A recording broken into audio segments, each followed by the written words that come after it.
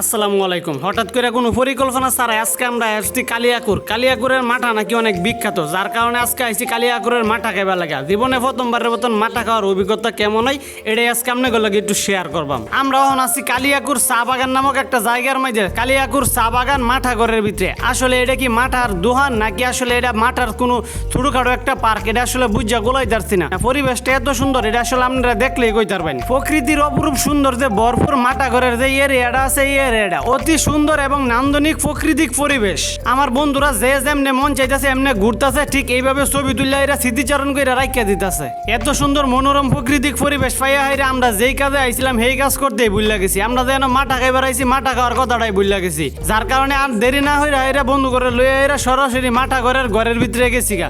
Already গেহাইরা দি রামিমে order করে দিছি। Already বেড়া কাছের গ্লাসের ভিতরে মাঠা গুলাইন্ডা ডালতাছে আর এক কইরা 5 দিয়া দিতাছে। এক এক কইরা যার যার গ্লাসের মাঠা গুলাইন্ডা বুঝিয়া পাইয়া হাইরা সবাই মিল্লা বইয়া হাইরা জীবনের প্রথম আমি মাঠা খাওয়ার অভিজ্ঞতাটা আপনাদের লগে শেয়ার করাম। মাঠার গ্লাসের মধ্যে 5টা ঢুকে হাইরা বিসমিল্লাহ কইয়া হাইরা প্রথম চুমুকটা দিলাম। অনেক হয়তো আমার এরকম আজগবি কথা হইনা হাইরা হাসাহাসি করতাছুন যে জীবনের প্রথমবারের মতন মাঠা খাইতাছি। হ ভাই, জীবনের প্রথমবারের মতো মাঠা খাইতাছি।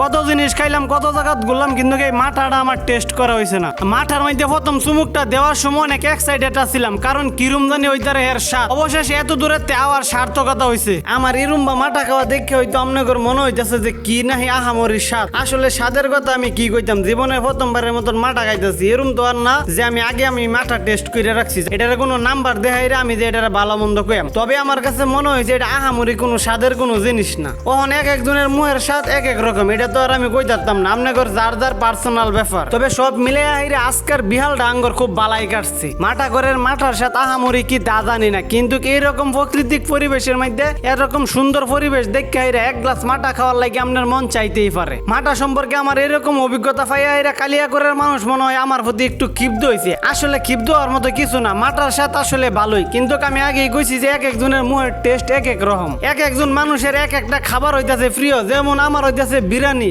যে কোনো জায়গার যে কোনো বিরিয়ানি খাইয়া আইরা আমি একটা মতামত দিতাম, কিন্তু যেই জিনিস একবার জীবনের প্রথম খাইছি সেই জিনিস আরেক জায়গার মধ্যে না খাইয়া আইরা তো এটার স্বাদ সম্পর্কে তেমন একটা আইডিয়া দিতারতাছি না। তবে আজকে যারা আমার এই ভিডিওটা দেখতেছেন তাগর একবার হইলেও কালিয়াকুর গেরা কালিয়াকুরের মাঠাটা খাওয়া দরকার। বেলা শেষ হইয়া রাইত নেমে আইতাছে, যার কারণে অতি তাড়াতাড়ি আঙ্গর কালিয়াকুর ত্যাগ করে আঙ্গর শ্রীপুর যান লাগবো। আজকে কালিয়াকুরের মাঠা খাওয়া এই পর্যন্তই। বিদায় নিতাছি কালিয়াকুরবাসী।